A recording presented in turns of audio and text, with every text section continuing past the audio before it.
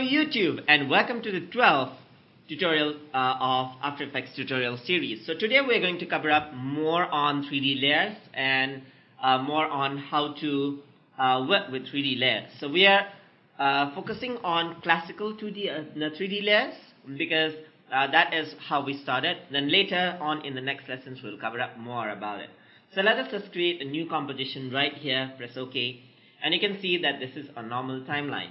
And as in the previous lesson, I'm going to create this square box, square, and then I'm going to turn this onto 3D, just like this, okay, by clicking on the 3D cube icon right here. So now, while working with 3D layers, it is essential that you work in 4 views. So you can see that this is my front camera view, and that is how my animation is going to look like. So as I turn this on, you can see that I have the green and red arrow. So red is the x-axis and green is the y-axis of it.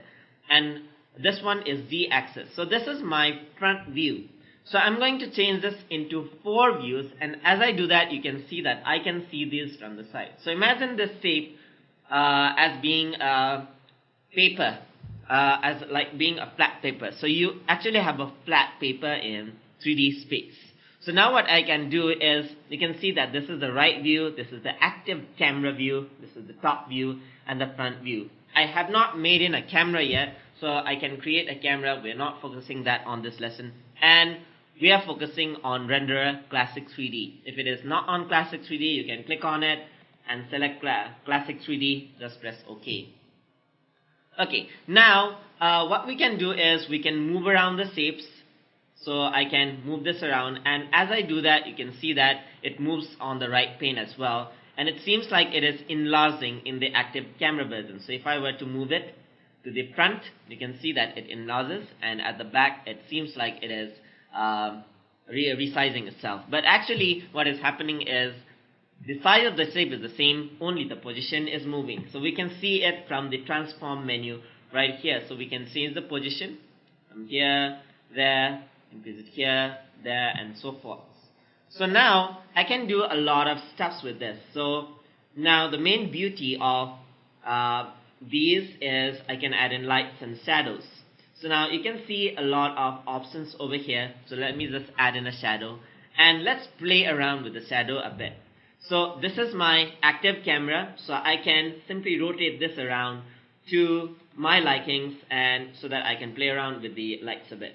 So I'm going to go over to transform. Maybe I want to change the orientation of it. So now you can see that as I change the degree, it actually rotates, and it is not flat. You can see that this actually changes. So I can resize this as well. I can scale this out just like that. Okay. So now what I can do is I can choose another shapes, more shapes, and make them 3D as well. So if I were to make new shape, let me go over here. Let me choose this star tool. Maybe let's say I want to have the star at the top, and I want the lights, I want the shadows to be here. So now I'm going to draw a star. Now as I draw it, it actually draws it itself in 2D layer. And when I draw it in 2D layer, you can see that I can see star on all of the views. Although this is just the outline, I can still see this because this is in 2D. So I'm going to turn that over to 3D again. So you can see that now it actually is in 3D layer, and when I turn this off, you can see the star in all. So let me just select this, and you can see the star outline in all of the views because this is 2D. If I were to turn this over, you can actually see that now this is an actual 3D layer. So I'm going to change the orientation of this as well.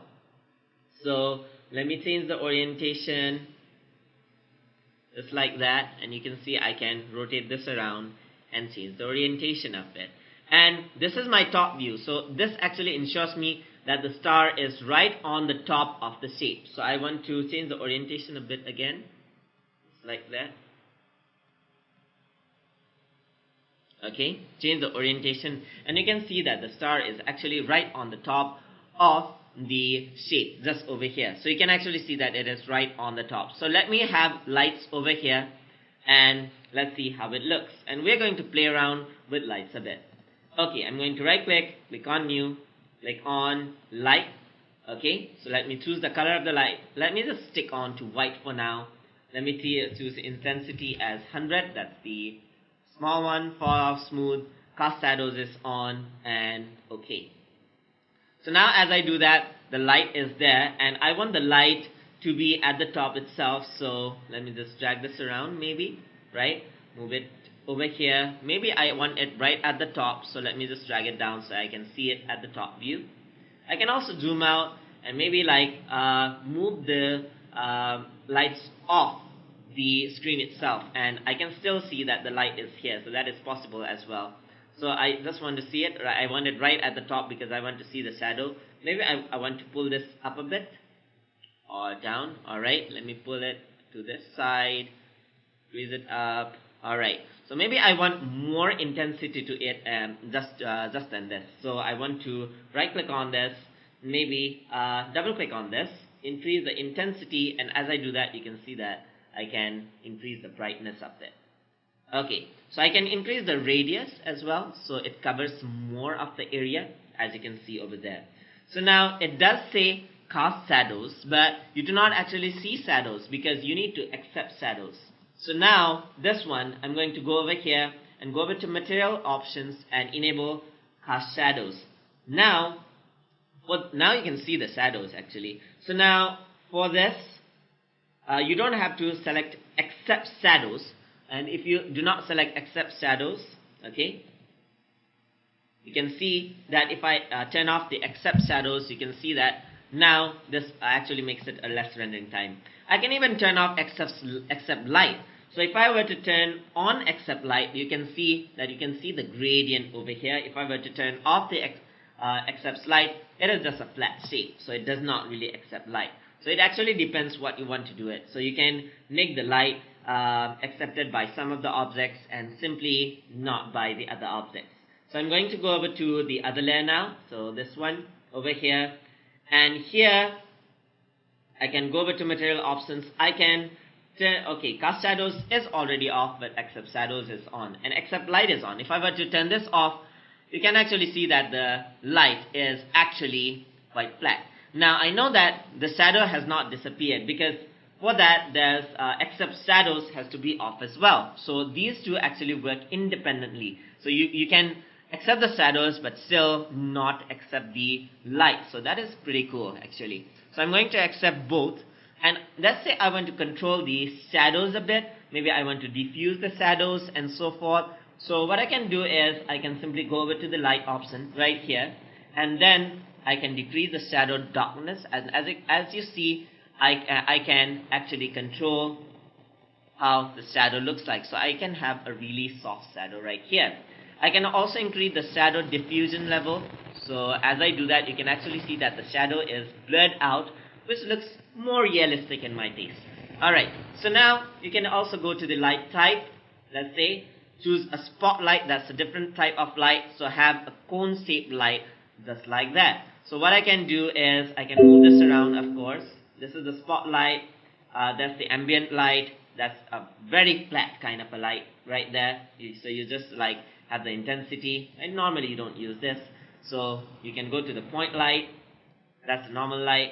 You can go over to the other type of light. So I can go over to spotlight, the light with the cone shape on it.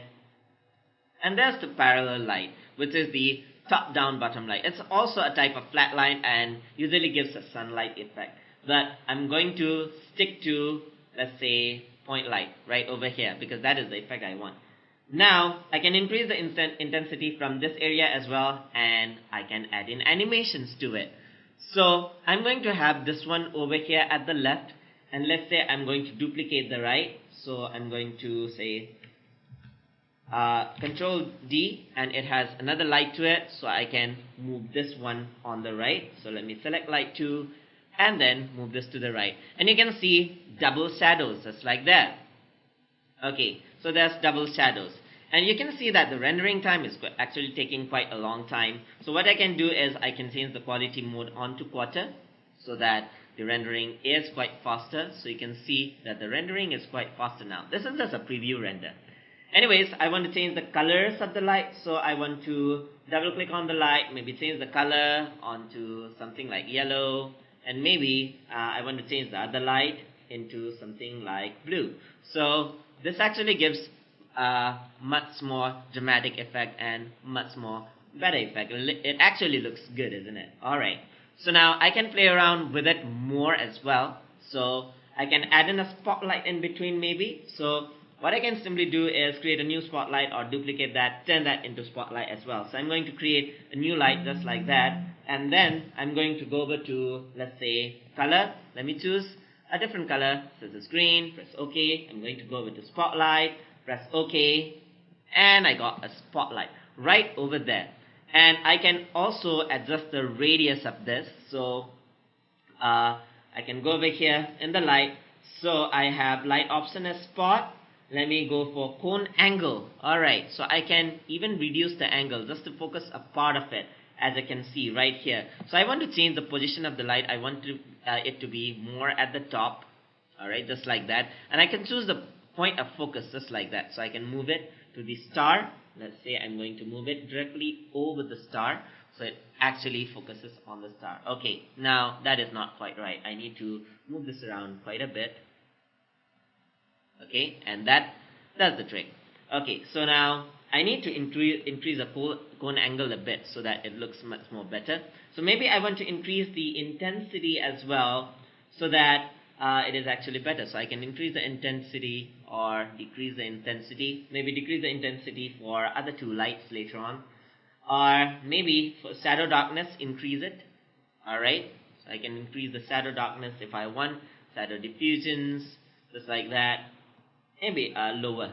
I want a sharp shadow, just like that. Okay, so now I got that. I got the intensity and everything else. Fall off can be none. That is, there is no loss of light, like no fading of the light, but I want it natural, so I want it smooth. Press OK. So now this is how the overall things look. And I didn't add any gradient to the shapes right here. So this actually this is just the effect of the lights. Now what I can simply do is I can maybe increase the size of this, increase the size of this. Now I don't have the pivot point over here. I can change the pivot point, the pan behind, with the pan behind tool. Let's move it over here so that it increases its size from the center. Okay, now I'm going to go over to my shape. I'm going to press S so that I go for scale, increase the size, and as you can see, it also has 3 levels of sizes now, so I increase it from all the areas. So now let's say I want to have in a wall at the behind so that it looks as if it stays, so I can increase this. And now I'm going to duplicate this, press Ctrl D, and I can change the orientation of it. So let's just go into material option, not material options, transform, and change the orientation just like that. No, not this section. So yeah, this section. So I have a wall-like effect just like that. So turn it on right at the top. Now the star is actually being covered by the wall. So I'm going to push the wall a bit behind, and you can see the wall right there. So I'm going to put this at the top, maybe. Okay, just like that. And there you go. So you have the wall behind as well. So I'm going to push this a bit more to the back, and there you go. Okay, there I have the wall and everything else, and has a cool 3D effect to it. So now I can move this around. I can have like this kind of an animation where it flies by through the wall and so forth. So it is actually up to how you want it. So I accidentally seem to have enabled the stroke. Let me turn that into 0, or maybe this one little stroke over here, 1 pixel of black stroke, just like that. 1 pixel of it, 1. Alright, so there you go. I have the star right here. Okay, so a lot of things is possible with this, and this is just with the plain layers. So I'm going to decrease the intensity of the 2 lights. So I'm going to decrease the intensity. Let's make it, let's say this is too much. Let's make it 50%. Press OK. Yeah, that's much more better. And then also let's go for this one. Make it 50% as well. So let's go for 50%. Press OK. and there you got a stays like effect. I guess like it is quite dark, so I can increase the intensity of this light. So simply double click on the light and then increase the intensity just like that. Okay, just increase the intensity so that it has a stays effect to it, and then choose a color that you want. Maybe a warm color would do for this one. Just press OK. Warmer color. Okay, right, and increase the intensity of the other lights. So increase this by, let's say, 100%. That would do the trick, I guess. Yes, that's much more better. And light one also at 100%, not more than that. Alright, so that gives an interesting effect. Maybe the intensity might be higher from the top, but it looks quite okay over here. I can still decrease it. This is 260, so let me turn it 150 and press OK. And that about does it. So now this is how the animation looks. So maybe I want the animation to be like, let the star come over here by rotating randomly. So what I can do is, let's say I want the animation for about 2 seconds only, so I can trim this till 2 seconds, just like that. Right click and trim comp to work area. That's it. Okay, so I just had 2 seconds of time, and now I want the star to fly by and just stay there, just like that. So this is my final position. So I'm going to make this part of the time as the final position of the star. Let me go inside. Let me add in keyframe to, let's say, all of the position frames over here, and orientation as well. Let me drag the keyframe in the beginning. So remember that I actually use the keyframe at the end. So that's how it will work. So this is like a reverse keyframing technique. So I'm going to change the orientation. It does not matter because I already got the end position, right? Change the orientation like crazy, just like that. Change the rotation part. Let's say have 2 rotations and 2, 3 rotations over at the y-axis, maybe 4 rotations over here, and this is how the animation will turn out. It'll spin like crazy. Alright, so now I forgot to add in one more animation, that is the position animation, because I need to, let's say I want to fly it off right in front of the camera. So I can simply drag it right in front of the camera, just like that, and it goes right in front of the camera, right? Okay, just right in the front of the camera. Then I have an animation like this. So the star comes up from that point and then stops right here at this section. Okay, so now I can also add in a camera animation to make the effects more dramatic. Since we did some camera in other parts as well, we're going to use it anyways. So I'm going to enable the motion blur to the layers which can have motion blur. Add in a camera, add in a new camera, and then just press OK. We are going to cover about cameras in other After Effects tutorial as well. So this is more over to how the 3D layers work. So now I'm going to add in an animation. So this is the point. Let me just confirm it by going over here. So this is the point. Let me just Control Z. I accidentally dragged it. So now just add in easy A's so that we have the A's in effect to it. And if you want, you can use the graph on it as well, but in this case I do not need it. So now let me go over to the camera option. Let me go over to, let's say I'm just going to focus on the rotation part, that is the orbit camera tool. So let me just orbit it. Let me add in to all of them because I don't know which one actually is orbit. So I'm going to go over to the beginning and then simply orbit on the active camera view. So I'm going to orbit this a little bit, just like that, and that will do the trick. Okay, so now seems like I added in the keyframe in the wrong section. Alright, so now let me just go to transform, add in the keyframes over here, go to the front, change the area, and you see that now I only require this, so I can delete the rest. So that's how it is. So delete these and then add a right click, keyframe assistant, easy A's, and I got a pretty good animation right over there. Okay, so now this is the animation, and maybe I want to render this out. I can also add in the animation to the lights. Maybe I want the light to flicker a bit, maybe the stays light, and the other lights I want it to only gradually start the intensity. So I'm going to go over to, let's say, let me redo the easy A's and everything else. Okay, so I guess everything is in place. Now I'm going to go over to the lights. Okay, add in some keyframe on those as well. I'm going to add in the keyframe to intensity.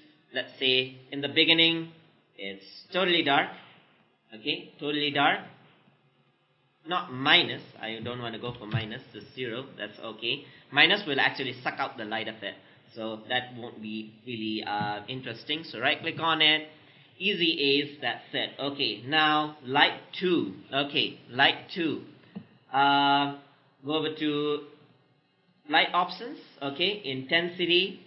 Go over here. Maybe I do not want this too dark, just a bit dark, and maybe a different color like purple. Okay, I can also like animate the color. So once it gradually comes here, it changes the color as well. So this actually looks better. So I forgot to add in the keyframe on the color. Let me just add it right now. And then over here, that's the opacity. That's there. Okay, let me just choose a brighter color over here and press OK. And that's the result. So I go over here. It actually changes the light as well, as you can see. So I can select this, add in an agent as well. Adding an agent is actually important because it really makes the animation smooth. I almost always use it. So now I can do this. So I got this animation, and maybe I want this light to flicker, this one. Okay, so now we are going to use something called a hold keyframe. That is very, very necessary over here. So now I want this to, let's say, start up, light up right over here, over at this section. So intensity around 150 at this point, and maybe around at this point, let's make it 0. Okay, so now this is how it runs. Okay, slowly it actually increases the brightness. So now let me add in some keyframes. Just add in a keyframe of zeros. Okay, so let me just copy this, go to the next section, paste this. I can copy both of them, paste them just like that, paste them just like that, and these are all the 0 keyframes. So all of them have 0 values. That means there's no light. So I'm going to turn all of them into hold keyframes so that they do not gradually change the lightings.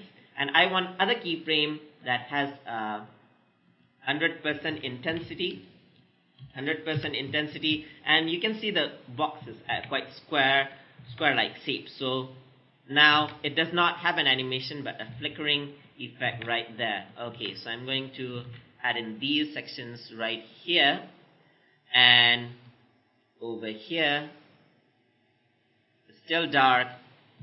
Add it in over here, and there you go. Alright, so now let me choose is out so that it gradually goes out and in right about this point. So now I have a flickering effect, as if the light is trying to turn itself on, and then I have a really cool effect. So you can see that it is actually quite smooth. So I'm going to turn over the preview of motion blur so you can see how it looks. It actually looks quite good. We're going to go over to controlling of the motion effects in other tutorials so that it looks much more better. So now what I'm going to do is I'm going to save this out. So just save this out. Let me go over to file. Let me just save the project so that I don't lose it. And I'm going to go over to, let's say, file, export, add to render queue, and then go for the best settings. Output mode is lossless. Let me go for let's say not this one. Let me go for format options, video codec. Okay, not format. Format, QuickTime, format options. It's got 264. That's okay. No more audio. Okay. I'm sure I'm going to use audio from my next lessons. So now I'm going to go over to, let's say, the new lesson, that's lesson 12. Okay, so let me create the folder, lesson 12, go inside it, let's say 3D layer, and light. Save it, render it. It's gonna take some time. So do try it out, and then we are going to cover up some more interesting features in the future videos. So as always, do like, comment, share, and subscribe.